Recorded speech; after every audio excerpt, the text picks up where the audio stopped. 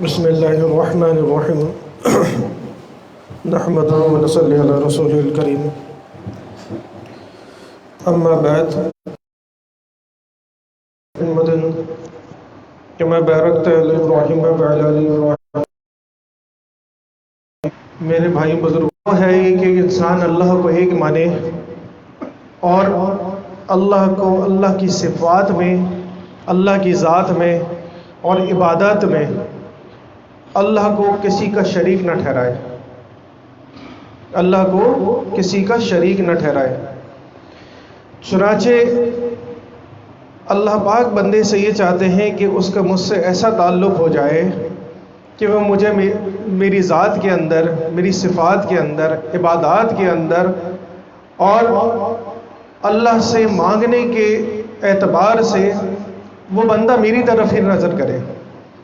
اس کے بین بندہ بھی یہ چاہتا ہے، ہم میں سے ہر شخص کی یہ خواہش ہے میرے بھائیوں بزرگوں دوستوں ماں بہنوں، کہ ہم اللہ سے کس طرح تعلق حاصل کر لیں، کس طرح ہم نیک بن جائیں، کس طرح ہم اللہ کے ولی بن جائیں، کس طرح ہم اللہ کی ولیہ بن جائیں۔ ہر عورت اور ہر مرد یہ چاہتی ہے کہ میرا تعلق میرے اللہ سے مضبوط ہو جائے اور قوی ہو جائے۔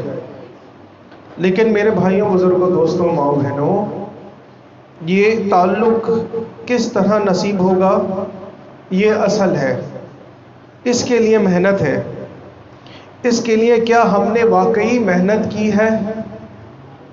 کیا واقعی ہم نے اللہ رب العزت سے تعلق بنانے کے لیے کبھی سوچا ہے؟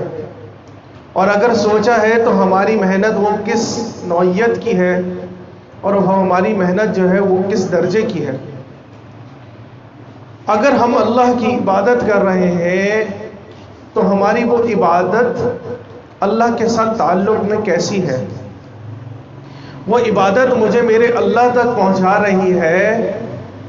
وہ میری عبادت مجھے میرے اللہ کے ساتھ تعلق میں مضبوط بننے پر یا مضبوط بنانے پر میرے لیے وہ مددگار ثابت ہو رہی ہے یا نہیں؟ مثال کے طور پر ہم نماز تو پڑھتے ہیں، لیکن کیا میری یہ نماز مجھے برائیوں اور بے حیائی کے کاموں سے روک رہی ہے؟ اللہ پاک قرآن پاک میں فرماتے ہیں الصلاۃ تنہی عن الفحشاء والمنکر، نماز روکتی ہے برے باتوں سے اور بے حیائی کے کاموں سے۔ تو معلوم ہو کہ ایک شخص جب نماز پڑھتا ہے، ایک عورت جب نماز پڑھتی ہے، ایک مرد جب نماز پڑھتا ہے، ایک بوڑھا ایک بچہ جب نماز پڑھتا ہے، تو اس کی نماز پڑھنے کی برکت سے اس کے اندر جو برے خیالات، نفسانی خواہشات اور گناہ ہیں وہ اس سے چھوٹتے چلے جاتے ہیں اور نیکیوں پر اس کو قوت حاصل ہوتی جاتی ہے اور برائیوں اور بے حیائی کے کاموں سے وہ دور ہوتا چلا جاتا ہے۔ چنانچہ مشائخ اور علماء فرماتے ہیں کہ اگر ایک انسان نماز بھی پڑھتا ہے اور وہ نماز پڑھنے کے ساتھ ساتھ بے حیائی کے کاموں میں بھی لگا ہوا ہے، وہ نماز پڑھنے کے ساتھ ساتھ گناہوں میں بھی لگا ہوا ہے، نماز پڑھنے کے ساتھ ساتھ جھوٹ بھی بولتا ہے، وہ غیبت بھی کرتا ہے اور وہ دوسرے گناہوں میں بھی مبتلا ہے اور اس کی زندگی میں فرق نہیں آ رہا اس کی عبادات سے، تو گویا اس کی عبادات اس نہج پر اب تک نہیں پہنچی کہ جس کی برکت سے اس کے اندر وہ تبدیلی آئے جو انسان سے اللہ کو مطلوب ہے۔ ایک انسان اللہ کی عبادت کرے، قرآن پاک میں جب ایک بات اللہ پاک نے ارشاد فرما دی تو بات ختم ہو جاتی ہے کہ بے شک میرا بندہ جب نماز پڑھے گا، جب میرا بندہ میری عبادت کرے گا تو یہ ہو نہیں سکتا کہ اس کے ساتھ میری عبادت بھی جمع ہو، میری اطاعت بھی جمع ہو اور وہ میری نافرمانی میں بھی لگا رہے۔ کہتے ہیں نا کہ اللہ کو اللہ سے اللہ کے لیے مانگو، اللہ والے فرماتے ہیں اللہ کو اللہ سے اللہ کے لیے مانگو۔ یہ بات کہہ دی، سن لی، لیکن کیا میں نے اس بات کی گہرائی کو کبھی سوچا کہ میں اپنے اللہ سے اللہ کو مانگ رہا ہوں تو گویا میں اللہ سے اللہ کی محبت کا طلبگار ہوں، تو وہ دنیا کی کوئی ایسی چیز جو حاصل کی جاتی ہے اس کے لیے ایک محنت اور ایک حقیقی محنت درکار ہوتی ہے۔ چھوٹی سی چھوٹی چیز کے لیے محنت درکار ہوتی ہے، تو میں ایک اللہ کو اللہ سے مانگ رہا ہوں، اللہ کے تعلق کو مانگ رہا ہوں، تو کیا میں یہ سمجھ بیٹھا ہوں، کیا یہ میں سمجھ بیٹھی ہوں کہ یہ ایسے ہی میرے اندر آ جائے گی؟ کیا اس کے لیے کوئی محنت درکار نہیں ہوگی؟ آج ہم نماز پڑھتے ہیں تو بعض اوقات اللہ ہم سب کی حفاظت فرمائے، ہم جب نماز پڑھتے ہیں تو دنیا کی ہر چیز کا خیال ہمارے دل میں ہوتا ہے، نہیں ہوتا تو ہمیں یہ معلوم نہیں ہوتا کہ ہم نماز پڑھ رہے ہیں۔ نماز کا دھیان نہیں ہوتا، باقی سارے دھیانات ہمارے قلب پر، ذہن پر سوار ہوتے ہیں، تو ہمیں اب تک یہی نہیں پتا چلا گویا کہ ہمیں اپنے اللہ کے سامنے کھڑے ہونے کے بعد کرنا کیا ہے، میں نے اپنی سوچ کو رکھنا کیسے ہے۔ جب میں اللہ اکبر کہہ رہا ہوں تو میں یہ کہہ رہا ہوں کہ سب دنیا کی ہر چیز چھوٹی، ایک اللہ کی ذات بڑی، اور عملاً میں کیا کر رہا ہوں، ظاہراً ہر چیز کا ایک ظاہر اور ایک باطن ہوتا ہے نا، تو ظاہراً تو میں یہ کر رہا ہوں کہ میں کہہ رہا ہوں زبان سے، زبان حال سے اللہ اکبر، اور دل میں اس کے بعد سورہ فاتحہ کے بعد مجھے نہیں پتا کہ اس کے بعد میں نے کون سی پہلی رکعت میں سورت پڑھی ملا کے، کون سی دوسری رکعت میں، میری کون سی رکعت چل رہی ہے، کون سی رکعت نہیں چل رہی، میرا گمان کدھر جا رہا ہے، میرا اللہ مجھ سے کیا چاہ رہے ہیں۔ یا ایھا الانسان ما غرک بربک الکریم، اے میرا بندہ تجھے کس چیز نے اپنے رب کے بارے میں دھوکے میں ڈال دیا ہے، اپنے رب کریم کے بارے میں دھوکے میں ڈال دیا ہے کہ تیرا رب تو تیرے سامنے دیکھ رہا ہے، تجھے دیکھ رہا ہے، اور تو جو ہے غفلت میں لگا ہوا ہے، حتیٰ کہ تو میری عبادت میں بھی غفلت میں ہے، حتیٰ کہ تو حرم کے اندر بھی غفلت میں ہے، حتیٰ کہ تو روزے کے اندر بھی غفلت میں ہے، جھوٹ بول رہا ہے، غیبت کر رہا ہے، حتیٰ کہ تو نماز میں بھی غفلت میں ہے کہ تجھے یہ معلوم نہیں کہ تیرے سامنے تیرا مولا کھڑا ہے۔ صحابہ کے بارے میں آتا ہے رضوان اللہ اجمعین کہ جب اذان ہوا کرتی تھی تو ان لوگوں کے زرد ہو جاتے تھے۔ حضرت علی رضی اللہ تعالیٰ عنہ کے بارے میں آتا ہے کہ جب اذان دی جاتی تھی تو آپ کا چہرہ مبارک زرد ہو جاتا تھا۔ کسی نے پوچھا کہ حضرت یہ کیا معاملہ ہے؟ فرمایا کہ میں تجھے پتا بھی ہے کہ کس کے دربار میں حاضری دے رہا ہوں، تجھے پتا بھی ہے کہ میں کس کے سامنے کھڑا ہونے جا رہا ہوں، تجھے معلوم بھی ہے وہ ذات کتنی بڑی ہے جس کے سامنا بھی میں نے کرنا ہے۔ تو میرے بھائیوں بزرگوں، معلوم ہوا کہ ہماری عبادات اور عبادت حقیقی میں فرق ہے۔ ہماری عبادات جسم سے باہر نہیں جا رہی، اور اصل عبادت جسم کے ساتھ ساتھ روح تک اس کو لے جانا ہے۔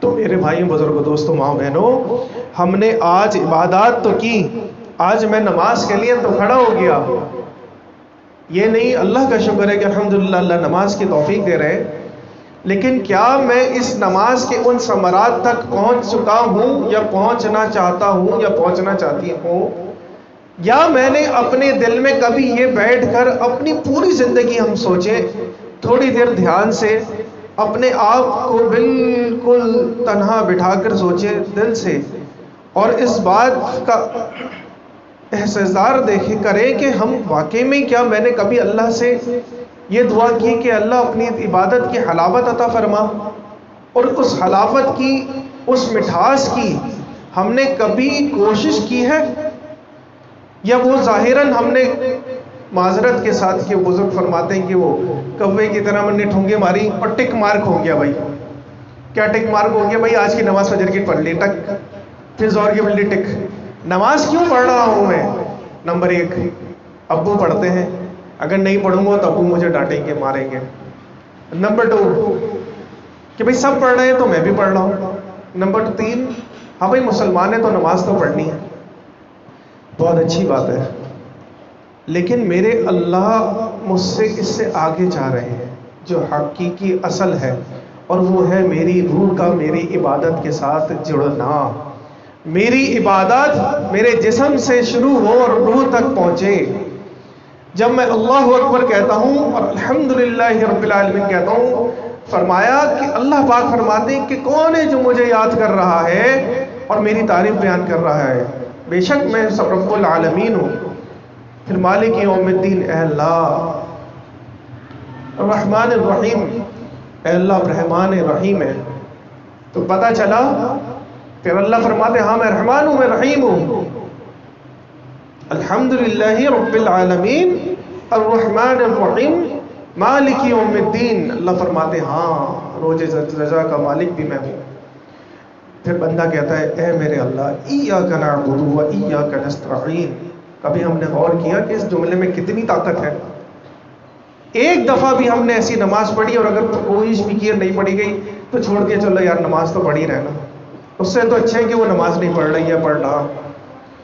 ایاک نعبد و ایاک نستعین پہ جب انسان پہنچتا ہے کہ اللہ میں تیری عبادت نہیں کہہ رہا بندہ، بلکہ یہ کہہ رہا ہے اے اللہ میں تیری ہی عبادت کرتا ہوں۔ یہ جو ہی ہے نا، یہ بہت امپورٹنٹ ہے۔ اے اللہ میں تیری ہی عبادت کر رہا ہوں تو صحیح مدد چاہتا ہوں۔ اللہ پاک فرماتے ہیں مانگ میرے بندے کیا مدد چاہتا ہے۔ یہ اللہ پاک کی انسان کے ساتھ کنورسیشن ہو رہی ہے، بات چیت ہو رہی ہے۔ کہا نا کہ جب انسان چاہتا ہے کہ وہ اللہ سے بات کرے تو نماز پڑھ لے، اور جب اللہ اس سے بات کرنا چاہے تو قرآن پاک پڑھ لے۔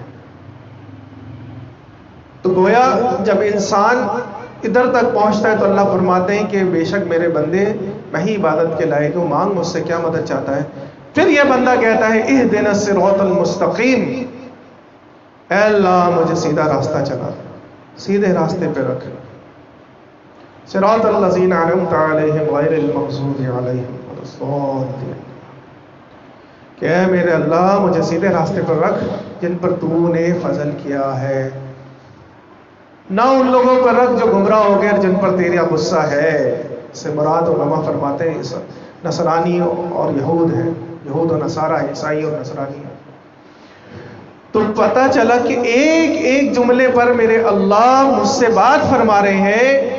وہ اللہ جو ہر چیز پر قادر ہے، جو پوری کائنات کے اکیلے یکتا تنہا مالک ہے، وہ تو بندے کی طرف متوجہ ہے، اور بندہ جو کہ محتاج، جو کہ خود ایک ایک چیز پر کسی نہ کسی درجے میں اپنے آپ کو کمزور، نہ کھڑا ہو سکتا ہے تھوڑی دیر زیادہ تک، نہ بیٹھ سکتا ہے زیادہ دیر، نہ لیٹ سکتا ہے زیادہ دیر، نہ زیادہ کھا لے تو مسئلہ، نہ کھائے تو مسئلہ، سانس لے زیادہ آنے لگ جائے تو مسئلہ، دل کی دھڑکنیں رک جائیں تو مسئلہ، زیادہ ہو جائیں تو مسئلہ۔ اتنا کمزور یہ انسان، اور وہ اپنے اللہ، اس کا اللہ تو متوجہ ہے اور یہ غفلت میں پڑا ہوا ہے۔ تو پتہ چلا کہ ظاہراً تو ہم نماز میں ہیں، عبادت میں ہیں، لیکن ہماری روح، ہم نے اس پر محنت نہیں کی۔ جلدی سے سجدے میں گئے، سبحان ربی العظیم، سبحان ربی العظیم، سبحان ربی العظیم، جلدی سے۔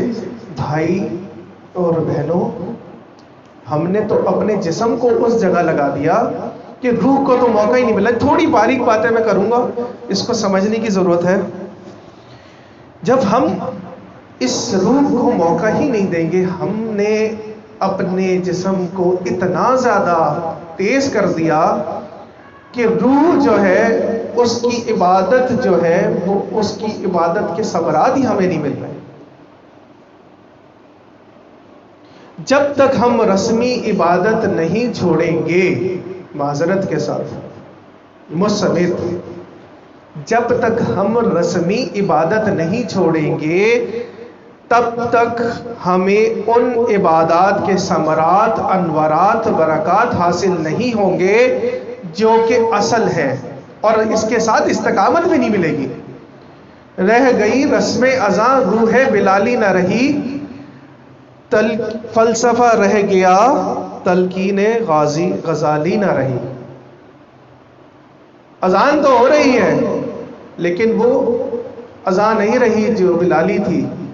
تلقین بھی ہے، فلسفے بھی ہیں، معلومات بھی ہے، لیکن معمولات صفر پہ چل رہے ہیں، اور اگر ہو بھی رہے تو بس اللہ جانتا ہے اور ہم خود جانتے ہیں کہ ہمارے کیسے چل۔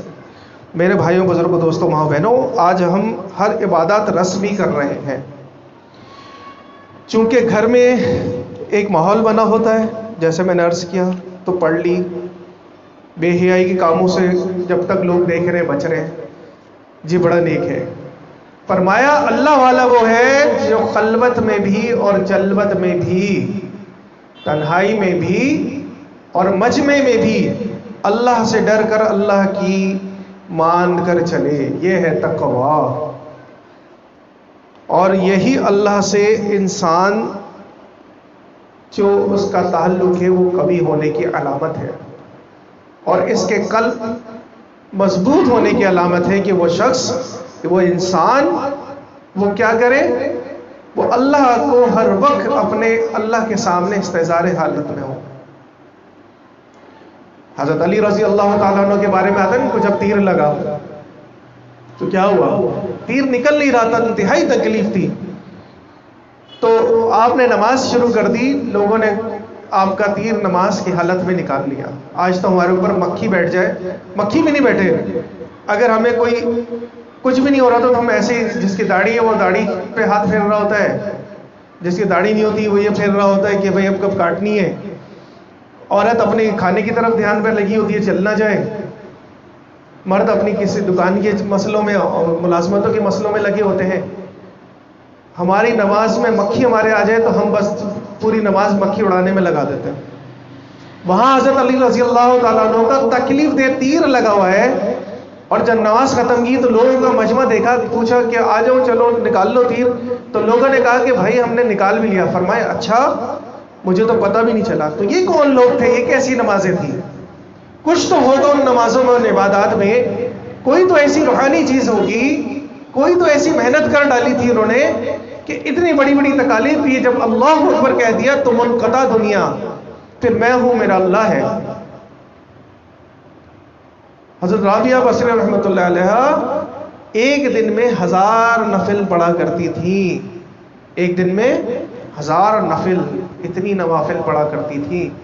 کوئی تو چیز تھی، کوئی تو حلاوت تھی، کوئی تو مزہ تھا جو ان کے اندر اللہ نے پیدا فرما دیا تھا، ان کی محنت اور جستجو کے وجہ سے، کہ ان کے لیے 1000 نفل پڑھنا بھی بہتر تھا۔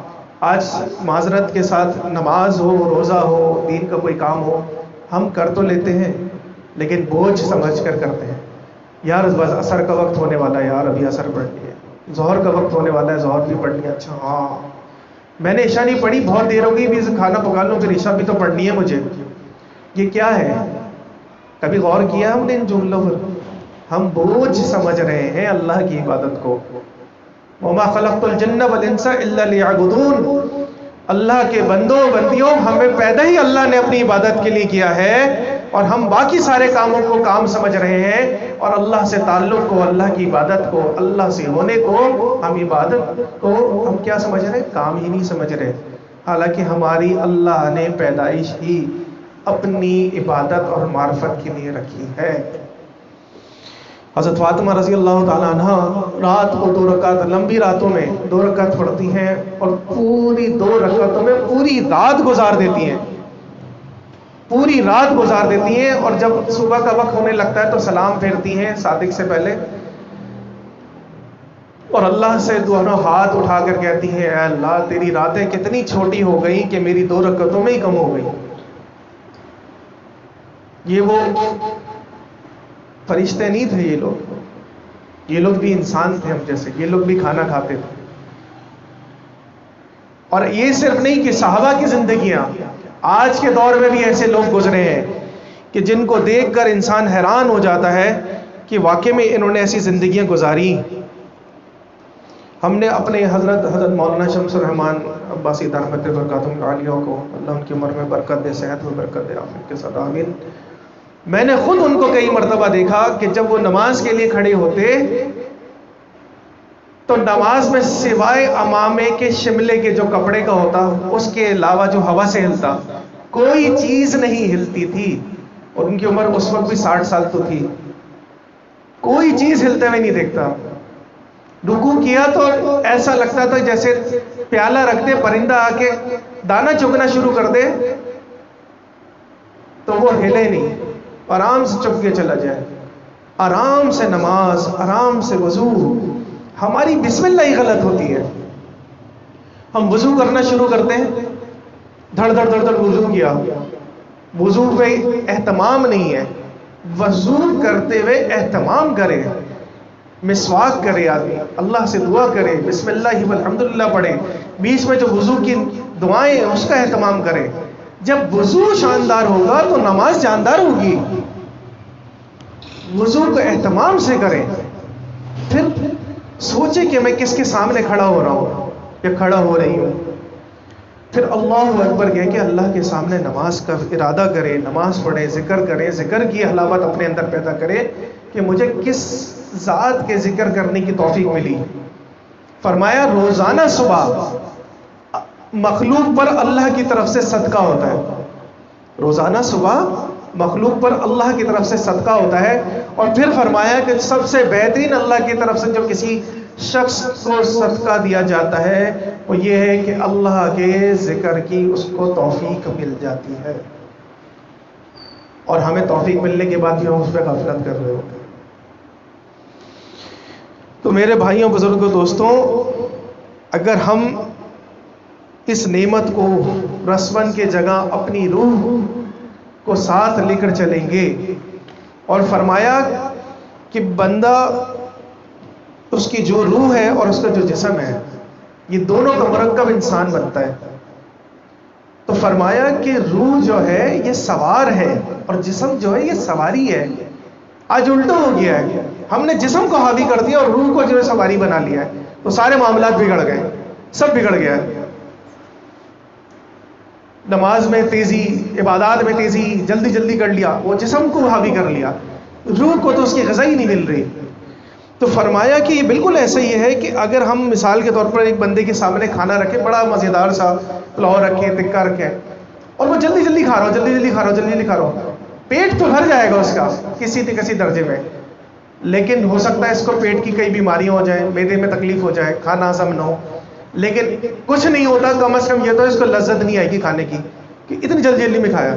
لیکن وہی شخص دوسرا کوئی ہو، بیٹھے سکون سے آرام سے اس نے پلاؤ کھایا، آرام سے اس نے ٹکا کھایا اور اس کا ذائقہ لے لے کر کھایا، تو وہ اگلی دفعہ بھی کھانے کے لیے سوچے گا کہ ہاں بھائی اس کے بعد بھی میں کھانا کھاؤں گا تو لذت لے کر کھاؤں گا. تو پتہ چلا کہ جب انسان اپنے آپ کو اطمینان کے ساتھ، آج ہم نے خشوع اور خضوع کا نام تو سنا ہے، خشوع اور خضوع، بھائی خشوع اور خضوع کے ساتھ نماز پڑھنی چاہیے. بچپن سے ہمیں یہ رٹوایا جا رہا ہے، ہم رٹتے بھی ہیں، لیکن کبھی یہ سوچا یہ خشوع اور خضوع ہوتا کیا ہے؟ خشوع اور خضوع یہ ظاہری اور باطنی سکون کا نام ہے.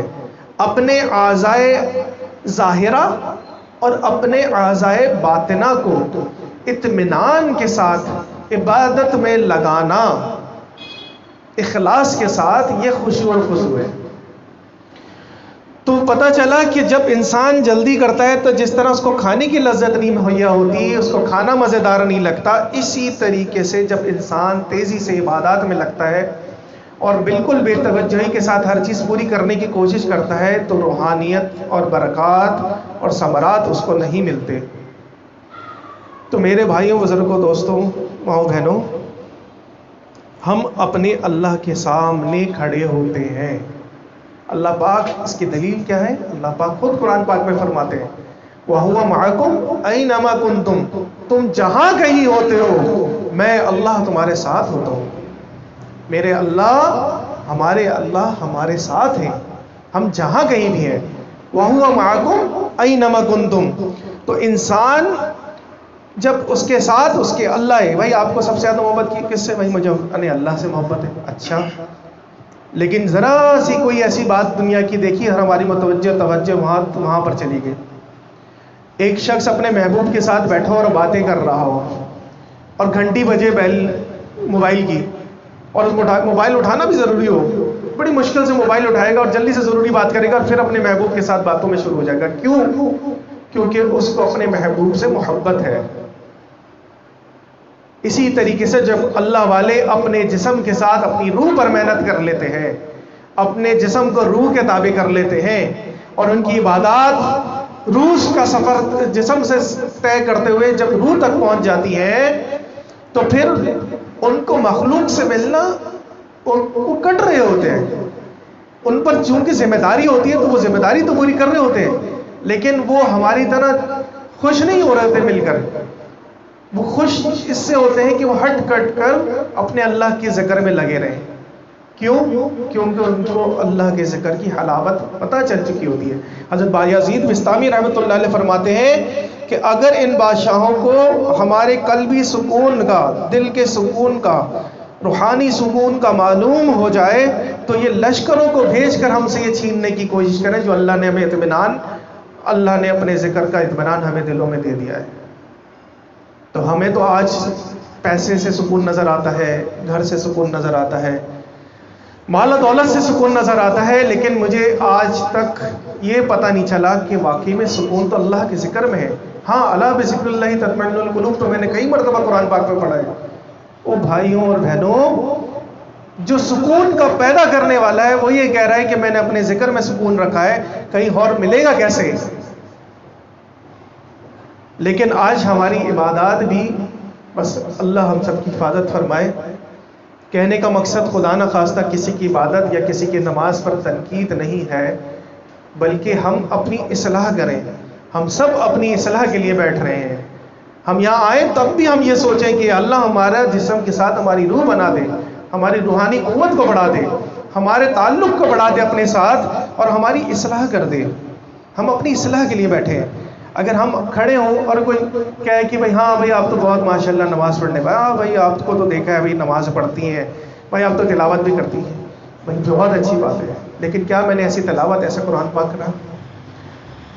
ایک واقعہ یاد آ گیا. ایک دفعہ حضرت ابو سلیمان ندوی رحمۃ اللہ علیہ سفر میں تھے ڈاکٹر علامہ اقبال رحمۃ اللہ علیہ, علامہ اقبال رحمۃ اللہ علیہ کے ساتھ تھے. تو انہوں نے کہا کہ آپ کے اندر علامہ اقبال اتنی تبدیلی کیسے آئی؟ تو علامہ اقبال رحمۃ اللہ علیہ نے فرمایا کہ میں نے, میری زندگی میں دو چیزوں سے تبدیلی بہت بڑی آ گئی. تو ایک واقعہ انہوں نے ان کو سنایا کہ ان کے والدین بہت نیک تھے, کہ میرے والد نے ایک دفعہ, میں قرآن پاک پڑھ رہا تھا, انہوں نے کہا کہ مجھے تم سے ایک بات کرنی ہے, تو لیکن تمہارے امتحانات ہو جائیں اس کے بعد بات کروں گا. کہنے لگے مجھے تجسس ہوا. پھر فرمایا کہ جب میرے امتحانات ختم ہو گئے تو میں نے کہا والد محترم آپ نے مجھ سے کچھ بات بتانی تھی. تو انہوں نے کہا کہ ہاں تمہارا جب رزلٹ آ جائے نا, تمہارے امتحان کا نتیجہ آ جائے, پھر میں تم سے وہ بات کروں گا. فرمانے لگے کہ میرا نتیجہ بھی آ گیا, رزلٹ بھی آ گیا. اس کے بعد پھر میں ایک دن اسی طریقے سے قرآن پاک پڑھ رہا تھا, پھر میرے والد صاحب آئے اور آ کر فرمانے لگے کہ بیٹا قرآن پاک ایسا پڑھ جیسا کہ آج جس طرح وحی کی طرح اترا تھا, ایسی احساس, ایسی فیلنگز کے ساتھ پڑھ کہ جیسا کہ وحی کے ساتھ تو دیکھ رہا ہے کہ واقعی میں وحی اتر رہی ہے. اس کے بعد آتا ہے کتابوں میں, جب بھی علامہ اقبال رحمۃ اللہ علیہ قرآن پاک پڑھا کرتے تھے اتنا رویا کرتے تھے, اتنا رویا کرتے تھے کہ قرآن پاک کو بعد میں جب وہ پڑھ لیا کرتے تھے دھوپ میں سکھانے کے لیے رکھا جاتا تھا. اتنا قرآن, ان کے آنسو قرآن پاک میں ٹپکا کرتے تھے. میں نے آج تک کتنے قرآن پاکوں کا ختم کر لیا, کیا آج تک ایک آنسو ٹپکا قرآن پاک پڑھتے ہوئے؟ یہ میرے آپ کی ہم سب کے سوچنے کی بات ہے میرے بھائی بزرگوں ماؤں بہنوں. بات ساری یہ ہے کہ ہماری زندگی کم ہو رہی ہے, بڑھ نہیں رہی, یہ گھٹ رہی ہے. غافل تجھے گھڑیال یہ دیتی ہے منادی, گردوں سے عمر تیری ایک اور گھٹا دی, یہ گھٹا دی. تو میرے بھائیوں بزرگوں دوستوں ماؤں بہنوں, زندگی کم ہو رہی ہے. ہم جتنا شکر ادا کریں اللہ کا کہ اللہ نے ہمیں ایمان والا بنایا, اللہ تعالی ہم سب کو شعبان چل رہا ہے رمضان تک پہنچا دے. یہ مہینہ تو مشق کا مہینہ ہے. یہ ساری بات کرنے کا مقصد یہ ہے کہ ہم اس مہینے کے قریب قربت میں جا رہے ہیں جس میں اللہ کی رحمتیں بارش کی طرح برس رہی ہوتی ہیں. اور فرمایا کہ جو شخص رمضان میں جس نیک کام کو اخلاص کے ساتھ شروع کر لیتا ہے, پورا سال اللہ پاک اس کو اس پر استقامت کی توفیق نصیب فرماتے ہیں.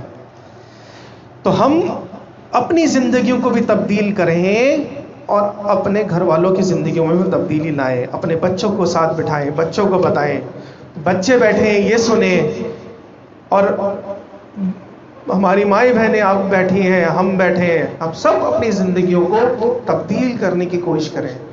ہم اتنی محنت کر رہے ہیں، اتنی محنت کرتے ہیں، نماز بھی پڑھتے ہیں، روزہ بھی رکھتے ہیں، وضو بھی کرتے ہیں، قرآن پاک کی تلاوت بھی کرتے ہیں، کیا ہی اچھا ہو کہ تھوڑا سا استحضار اللہ کا ہو جائے اور ہماری یہ عبادت جو ہے یہ اللہ کے یہاں قربت کا ذریعہ بن جائے، اور ہم بھی اللہ کے ولی اور ولیوں میں شامل ہو جائیں، اور ہمارا تعلق ایسا مضبوط ہو جائے کہ پھر ہم بھی اللہ سے وہ تعلق والے بن جائیں جو اللہ کا مقصود اور مطلوب ہے۔